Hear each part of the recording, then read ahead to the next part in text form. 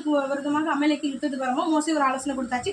மோசே என்ன பண்ணிட்டாரு, இந்த மாதிரி யோசுவா கிட்ட நீ ஜனங்களை கூட்டிட்டு போய் யுத்தத்துக்கு போன்னு சொல்லியாச்சு. மோசே இப்போ காலையில் என்ன பண்ணுறாரு, கோலை உயர்த்திட்டு அந்த மலை மேலே நிற்கிறாரு. கொஞ்சம் யோசித்து பாருங்க. நான் சொன்ன ஏற்கனவே ஒரு விஷயம் அதில் போட்டுருச்சு. காலையிலேருந்து சாயந்தரம் வரைக்கும் அப்படின்னு பார்த்தீங்கன்னா நின்றுட்டுருக்காரு. இப்போ இது ஈஸியான விஷயமா? நம்ம சர்ச்சஸில் நம்ம தேவனை ஆராதிக்க சொல்லும் போது கை தூக்கி ஆராதிங்கன்னு சொன்னாலே நம்ம என்ன பண்ணுவோம், கை வலிக்கும் நமக்கு அப்படின்னு சொல்லிட்டு எல்லாருமே நம்ம எவ்வளோ கை தூக்குவோம். ஆஹா அலையா சொல்லும் போது இவ்வளோ தான் நமக்கு என்ன ஆகும், கை உயரும். அதுக்கு மேலே நல்லா உயர்த்த மாட்டோம். இங்கே இவர் என்ன பண்ணுறாரு, காலையில் தொடங்கி கொஞ்ச நேரமே நம்மளால கை உயர்த்த முடிய மாட்டேங்குது. அப்போ அந்த சிச்சுவேஷன் யோசிச்சு பாருங்க. காலையிலேருந்து சாயந்தரம் வரைக்கும் அந்த யுத்தத்தில் ஜெயிக்கணும்னா இது எவ்வளோ பெரிய ஒரு விஷயம். உண்மையாகவே ரொம்ப கஷ்டமான கடினமான ஒரு விஷயம். ஆனால் மோசே கத்தரை பார்த்து ஏன் எனக்கு இந்த ஒரு இதை தாரீங்க அப்படின்ற ஒரு கேட்கவே இல்லை. ஏன் ஏசப்பா எனக்கு கொடுமைப்படுத்துறீங்கன்னு கேட்கவே இல்லை. இது நம்ம இதை கொஞ்சம் யோசித்து பார்த்தா ரொம்ப கடினமான ஒரு காரியம்தான் மோசே கடந்து போகிற ஒவ்வொரு பாதையும். ஏன் அப்படி சொல்கிறேன் அப்படின்னா, முதல்ல பாருங்க, இஸ்ரவேல் ஜனங்கள் செங்கடல் 2ஆ வளர்க்கும் போது ஆண்டவர் சொல்வார், நீ கோலம் நீட்டும்பாரு. கோலம் நீட்டிக்கிட்டே இருக்கணும். ஆனால் எப்போ தெரியுமா கடல் 2ஆ வளர்ந்துச்சு? ஆண்டவர் நைட் நேரத்தில் கீழ்காய்ச்ச உண்டு பண்ணி அதுக்கப்புறம் தான் 2ஆ வளர்க்கும். புரியுதா உங்களுக்கு? அப்போ அது வரைக்கும் அவர் கையில் ஈடுதான் இருந்திருப்பாரு. அப்போ அவர் கை எவ்வளோ வலிச்சிருக்கும்.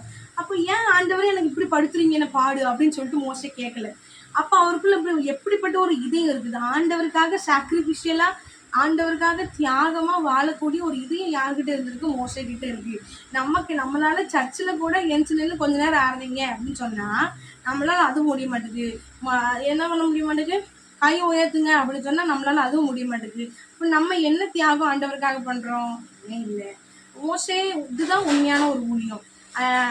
எக்ஸாம்பிளுக்கு பார்த்தீங்கன்னா, அநேக ஊழியக்காரங்கக்கிட்ட ஆண்டவர் சொல்வார் எப்படின்னா, நீ இந்த சாது சுந்தர் சிங்னு சொல்லிட்டு ஒரு ஊழியக்காரர் முன்னாடி இருந்தவங்க இறந்துட்டாங்க.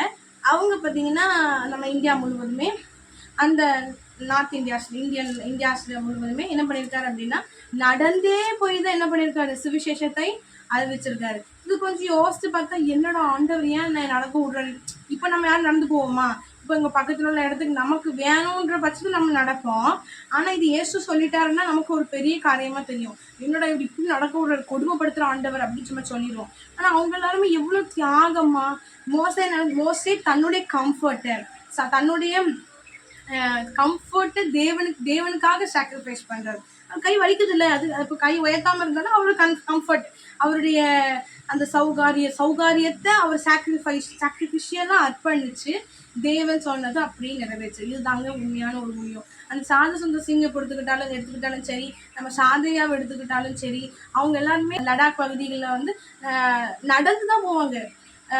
லடாக் பகுதிகளுக்கு நடந்து போவாங்க அப்படின்னு சொல்லுவாங்க. அப்போ எவ்வளோக்குள்ள அவங்களாம் தியாகமாக தேவனுக்காக ஊழியம் செய்கிறாங்க. இதில் நம்ம துளி கூட அவ்வளோ என்ன பண்ணலாம். அதனால் உங்களுக்கு அந்த இதயம் இல்லைன்னா, அந்த இதயம் இல்லாட்டி நீங்கள் என்ன பண்ணணும்? நான் எனக்குள்ள ஒரு கேள்வி இருந்துச்சு, இவங்களாம் ஆண்டவரை பற்றி கேள்வி கேட்க மாட்டாங்களா? ஏன் ஏசப்பா என்னை கொடுமைப்படுத்துறீங்க அப்படின்னு எனக்கு யோசனை வரும்போது, அதை குறித்து நான் யோசிக்கும் போது என்ன ஆச்சு அப்படின்னா, ஆண்டவர் என்ன சொன்னார்னா, அது கர்த்தர் அந்த இதயத்தை கொடுப்பாங்க. உங்களுக்கு புரியுதா?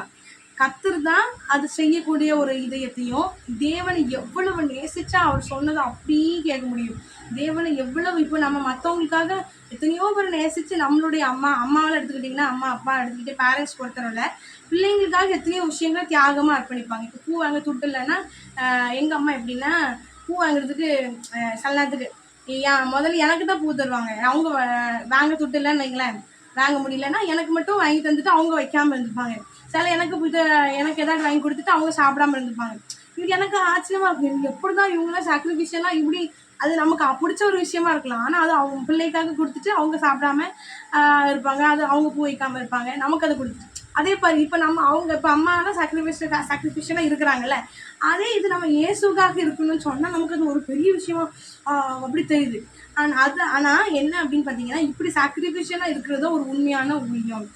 அப்படிப்பட்ட இதையும் உங்ககிட்ட இல்லாட்டி கூட நீங்கள் தேவன்கிட்ட என்ன கேட்கணும்னா, ஏசப்பா உமக்காக சாக்ரிஃபிஷியலாக, உமக்காக தியாகமாக என்னையே அர்ப்பணித்து, என் சுயத்தை அர்ப்பணித்து, என் சுய கம்ஃபர்ட்டை அர்ப்பணித்து உமக்காக வாழ விரும்புகிறேன். எனக்கு அப்படி என்ன செஞ்சா எப்படி அப்படி உமக்காக வாழ்றது எனக்கு சொல்லி கொடுங்க அப்படின்னு சொல்லி உங்க இதயம் திறந்து நீ ஏசப்பா கிட்ட பேசும்போது தெய்வன் அப்படிப்பட்ட தெய்வன் இந்த மோசைக்கு ஒரு இதயம் இருந்துச்சு பார்த்தீங்களா, தேவனை பத்தி ஏன் அப்படி சொல்ற அப்படின்னு ஒரு கேள்வி கேட்கவே இல்லை.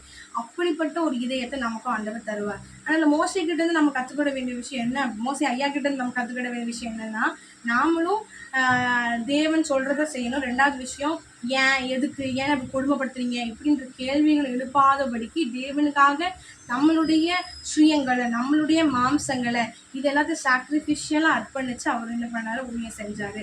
அதே போல நாமளும் கூட என்னதான் பண்ணணும், அப்படியாவது கத்தருக்காக நம்ம வாழணும்.